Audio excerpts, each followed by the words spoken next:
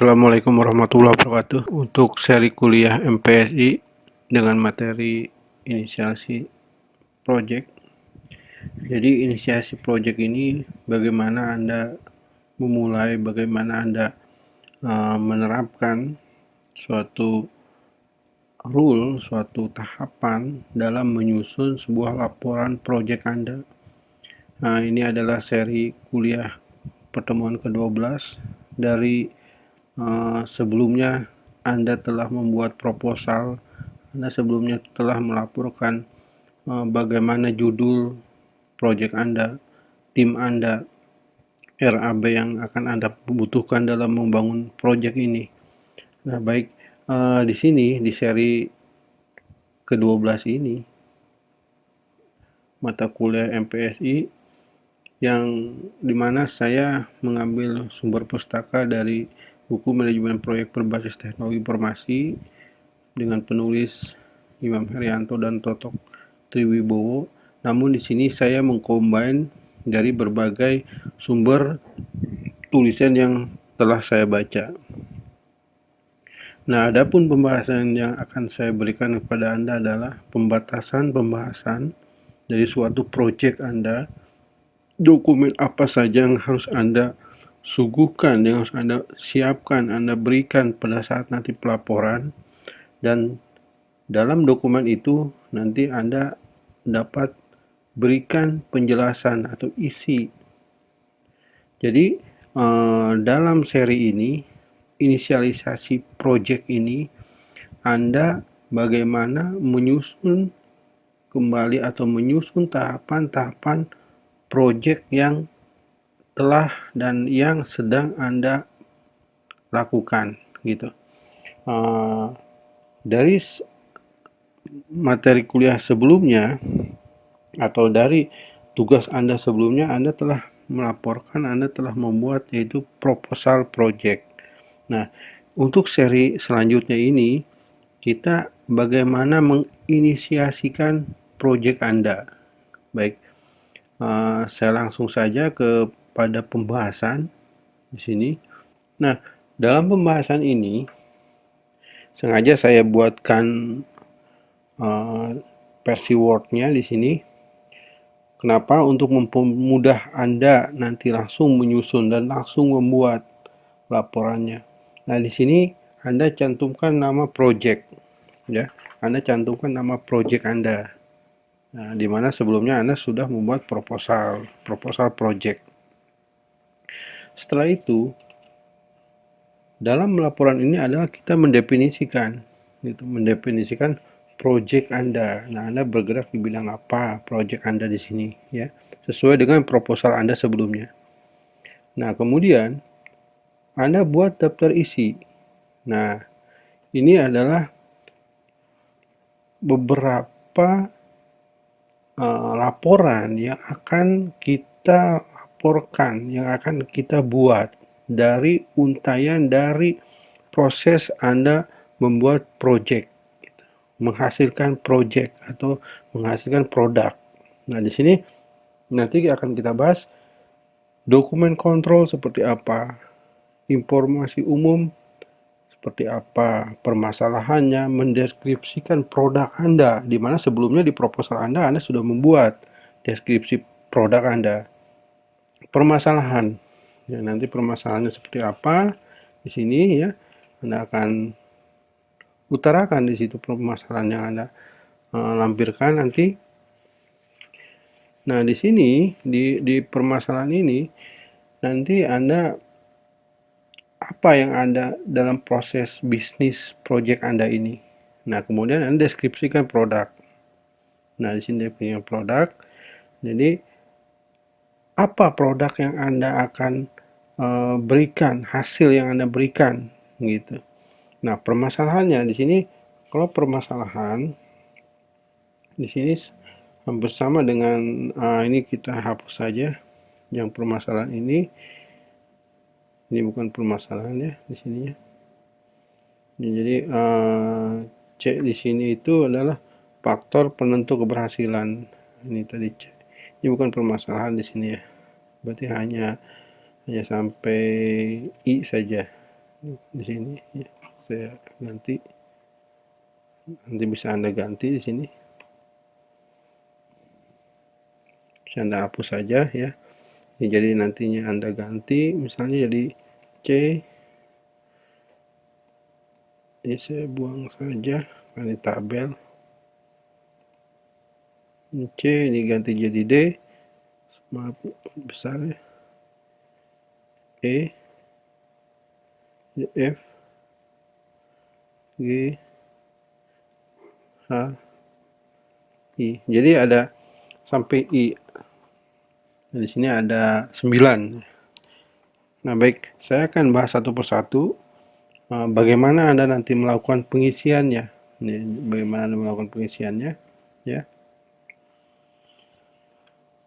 Nah, di dalam dokumen kontrol, tadi saya utarakan ada dokumen kontrol. Di sini ada fase daftar perbaikan dokumen, gitu. Misalnya tanggal berapa, tanggal 5 misalnya, bulan 6 misalnya. Di sini ya, Anda buat 2020 misalnya. Nah, siapa yang melakukannya? Gitu. Misalnya ini. Versi yang keberapa dokumen tersebut? Itu, atau awalan ini. Nah, di sini referensinya dari siapa surat penugasannya gitu. Jadi yang menugaskan si pembuat perbaikan dokumen tersebut, misalnya ada surat tugas dari siapa, bagian development misalnya gitu, atau bagian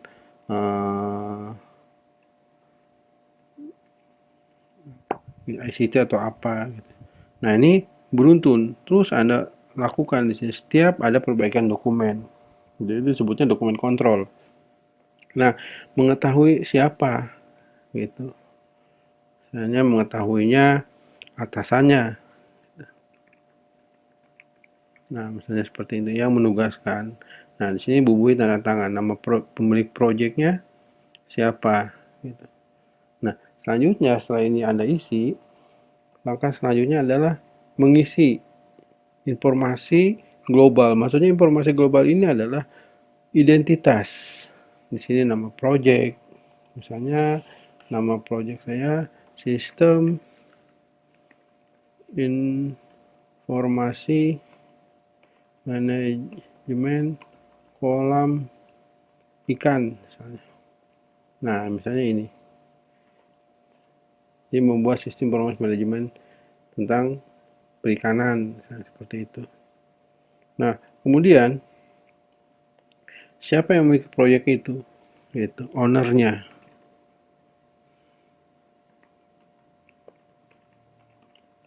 Nah, misalnya ini. Manajer proyeknya siapa? Gitu. Manajer proyeknya. Misalnya. Nah, kemudian deskripsi singkat. Gitu. Saya membangun sistem gitu, informasi manajemen kolam ikan gitu, seperti itu. Nah, seperti ini Anda isi saja ya.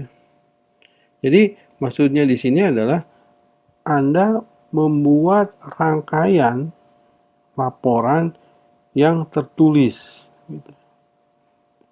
Membuat laporan rangkaian yang tertulis, yang terdokumentasi nantinya. Maksud dari pembuatan laporan ini. Nah, di sini siapa predecesornya, suksesornya siapa. Kalau tidak ada, cukup Anda di stripkan saja. Nah, di sini berikan keterangan singkat mengenai permasalahan bisnis Anda. Nah, di sini misalnya Anda berbicara tentang membangun sistem informasi kolam ikan lele. Nah, di sini Anda menceritakan tentang potensi dari produk yang nanti Anda ciptakan, produk yang nanti akan Anda buat gitu. Misalnya sesuai dengan kebutuhan informasi dan aktualisasi data, maka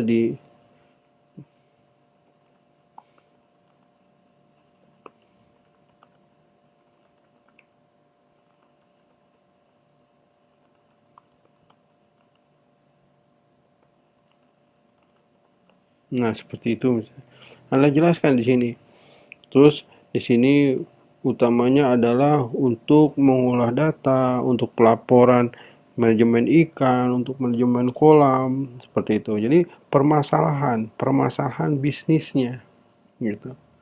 Permasalahan produknya, bagaimana produk ini dapat membantu, bagaimana produk ini dapat memberikan kontribusi kepada para petani. Nah, Anda ceritakan di sini. Ya, ini contoh saja. Ini karena saya ambil tadi judulnya tuh ini sistem informasi manajemen kolam ikan lele. Berarti kan memberikan kontribusi kepada apa? Kepada para petani, kepada para pemilik kolam ikan lele seperti itu. Nah, kalau Anda nanti silahkan sesuai dengan judul Anda, ya. Nah, kemudian deskripsikan produk Anda di sini, gitu. Servisnya, pelayanannya, gitu. Kalau yang tadi kan keunggulannya, teknologinya atau apa bisa memberikan kontribusi. Nah, ini baru produknya nanti akan menghasilkan apa saja, gitu. Contoh satu, data ikan lebih akurat misalnya, keuangan, penjadwalan misalnya, jadwalan makan ikan objektif misalnya, itu. Terus pemberian dan maaf ini stok ya, misalnya stok pakan akurat misalnya. Jadi akan lebih akuratnya seperti apa nanti servis dari produk Anda, ini seperti itu ya. Nah, kemudian faktor penentu keberhasilan, gitu. Faktor apa yang mendukung project Anda ini berhasil? Faktor-faktor apa saja dan yang bisa menghambat project Anda, gitu loh. Jadi di sini Anda ceritakan, gitu. Jadi kalau mau mendukung, misalnya datanya akurat, jumlah ikannya akurat, jenis-jenis pakannya akurat, model pakannya akurat, penjadwalnya akurat. Nah, seperti itu contohnya. Nah, misalnya faktor penghambatnya, misalnya kurangnya pengetahuan tentang pengolahan pakan. Contoh, jadi kan akan menghambat proyek Anda ini. Kurangnya informasi yang diberikan oleh pemilik kolam, gitu. Jadi, kurangnya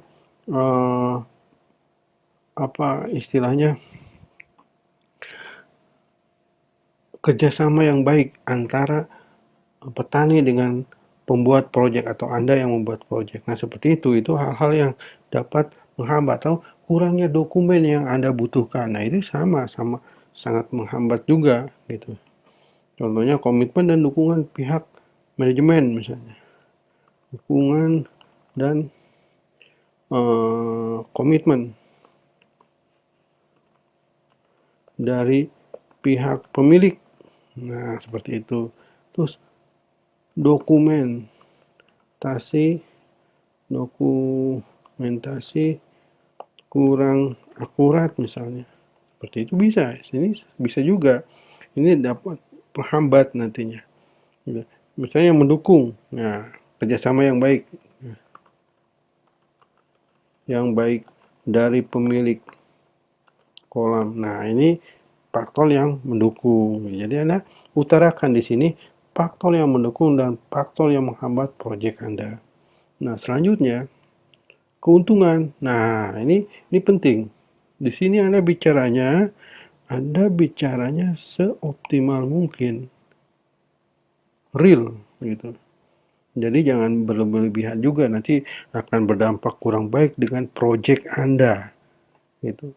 Akan kurang baik kepada produk Anda yang Anda hasilkan nanti, gitu.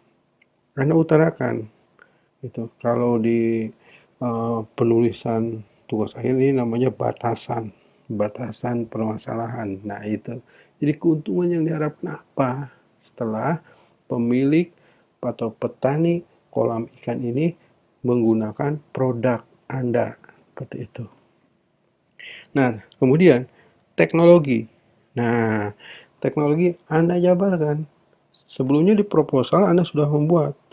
Nah, dalam merancang project ini, membuat produk ini menggunakan komputer apa, laptop apa, spesifikasinya seperti apa. Nanti setelah Anda terapkan apakah nanti mau online atau offline. Kalau online harus memiliki domain bla bla bla seperti itu, atau memiliki server sendiri atau sewa server seperti itu. Nah, ini teknologi yang dibutuhkan dalam pengembangan project sehingga menghasilkan produk yang optimal. Nah, seperti itu ya. Nah, kemudian di sini definisikan project, mendeskripsi project gitu. Jadi maksud tujuan project, hasil yang diinginkan, jadi penanda pekerjaan, estimasi biaya yang sebelumnya Anda telah buat RAB di proposal Anda, sumber daya juga sama Anda sebelumnya Anda sudah buat di proposal Anda. Anda cantumkan di sini, Anda masukkan di sini, ya, Anda tuliskan di sini. Nah, kemudian di sini perencanaan aktivitas secara global. Nah, di sini. Jadi di sini misalnya definisinya aktivitas apa? Anda melakukan kunjungan misalnya. Kunjungan lapangan. Misal lapangan. Seperti misalnya itu. Berapa hari yang Anda butuhkan? Misalnya 3 hari. Berapa biaya pada saat Anda melakukan ke lapangan? Gitu. Nah, ini yang Anda susun, ini Anda masukkan semua. Jadi kalau milestone ini bisa Anda hapus, ya, bisa Anda hapus. Nah, sehingga hasilnya nanti akan keluar berapa hari dan berapa rupiah biaya yang dibutuhkan dalam aktivitas Anda melakukan inisialisasi. Jadi inisiasi project ini jelas akhirnya sampai nanti akhirnya berapa biayanya, berapa deskripsi aktivitasnya, sampai di sini nanti entah Anda maintenance atau di sini entah Anda di sini nanti ada training, ada maintenance, ada dan lain sebagainya. Nah, risiko yang dihadapi project pembahasan, jadi berubah scope projectnya gitu. Jadi seperti apa risiko-risikonya? Misalnya di sini risikonya. Nah, misalnya perubahan struktur organisasi dari kelompok tani atau dari pemilik kolam ikan lele tersebut. Misalnya ini saya ambil kolam ikan lele ya, atau nanti Anda sesuai dengan judul Anda saja. Misalnya dengan kebijakan-kebijakan pemerintah, itu akan berpengaruh nantinya. Nah, batasan. Nah, di sini batasan proyek secara umum. Gitu. Proyek Anda ini sebetulnya membangun apa nanti hasilnya, memberikan apa. Nah, di sini. Ya, Anda bukan bicara di sini. Biayanya, terus proyek ini tidak membatasi misalnya sesuatu hal yang di luar dari proyek Anda, jadi tidak melebar nantinya. Kalau Anda batasi proyek Anda nanti hal-hal yang tidak diinginkan itu tidak akan muncul. Misalnya, cukup Anda bisa membahas tentang kolam ikan lele itu adalah penjadwalan pakan, jenis pakan, jumlah ikan, berapa rupiah penjualan. Nah, itu batasan sampai situ saja. Jadi, hal-hal yang lain Anda tidak melakukan pengembangan di proyek Anda ini. Ini harus Anda batasi. Nah, kemudian selanjutnya asumsi. Jadi asumsi apa saja dari proyek Anda secara umum. Nah, seperti itu. Nah, sampai sini saja. Jadi beberapa laporan yang harus Anda isi untuk melengkapi proposal yang Anda kumpulkan, yang Anda buat sebelumnya. Ya, ini adalah pembahasan tentang inisiasi proyek gitu. Jadi di daftar isinya itu adalah ada dokumen kontrol, informasi umum yang isinya yaitu permasalahan, definisi produk, faktor penentu keberhasilan, keuntungan yang diharapkan, teknologi yang digunakan, deskripsi proyek, perencanaan aktivitas secara global, batasan, dan asumsi. Nah, jadi harapan saya atau harapannya setelah Anda memahami proses inisiasi proyek ini, Anda dapat melanjutkan atau dapat melengkapi proposal yang sudah Anda buat. Nah, seperti itu. Jadi, lebih jelas proyek Anda yang Anda buat ini. Oke, sampai sini saja dari saya seri kuliah ini dengan materi inisiasi proyek. Nanti selanjutnya pada seri kuliah MPS itu yang akan dibahas adalah project planning. Nah, nanti di pertemuan ke-13 akan saya bahas tentang project planning. Nah, baik, nanti Anda silahkan Anda perhatikan video ini, Anda cermati video ini, kemudian Anda silahkan memberikan pertanyaan. Nah, nanti di kolom komentar itu Anda silahkan berikan pertanyaan. Nah, nanti dari beberapa pertanyaan Anda itu akan saya bahas di pertemuan selanjutnya. Baik, terima kasih dari saya. Semoga dapat dimengerti, dapat dipahami. Selamat mengikuti perkuliahan saya selanjutnya. Semoga video materi ini dapat diterima dan dapat Anda mengerti untuk mengerjakan tugas selanjutnya. Terima kasih dari saya. Assalamualaikum warahmatullahi wabarakatuh.